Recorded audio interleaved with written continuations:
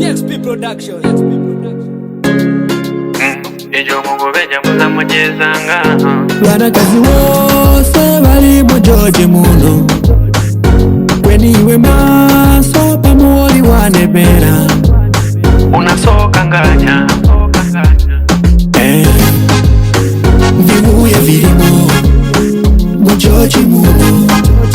Basongwana balimo mu George muno Bali pande ngwaya ye kwenu muko bagega Bamina zikuru kwenu muko bagega Bakugeza makula kwenu muko bagega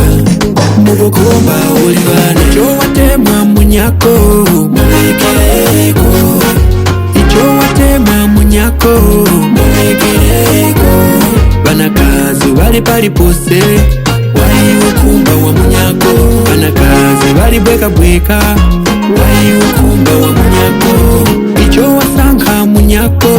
mulekeleko Icho watema munyako mulekeleko Banakazi wali pose pose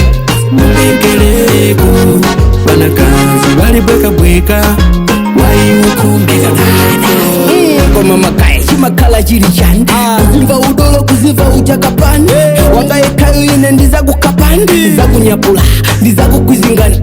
Muno mutoji za chulukila vindele Mkazi waini afuna mutele Amachida kutiwa kuti mkazi yundua chele Basi kumbali ya kuti ya ipempe Cholinga aone, somwe ndi maona Ndazandukali, muona mbonaona Ndikaone teta, choji yundua mkulu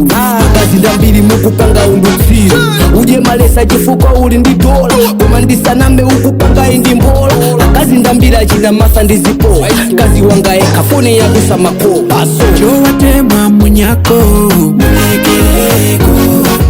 Icho watema munyako mulekeleko Banakazi wali pali pose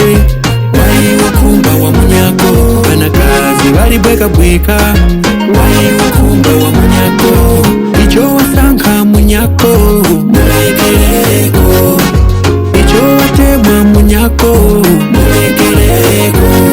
Banakazi wali pose pose mulekeleko Banakazi wali bweka bweka Wai ukumba wa munyako Icho watema munyako mulekeleko Icho watema munyako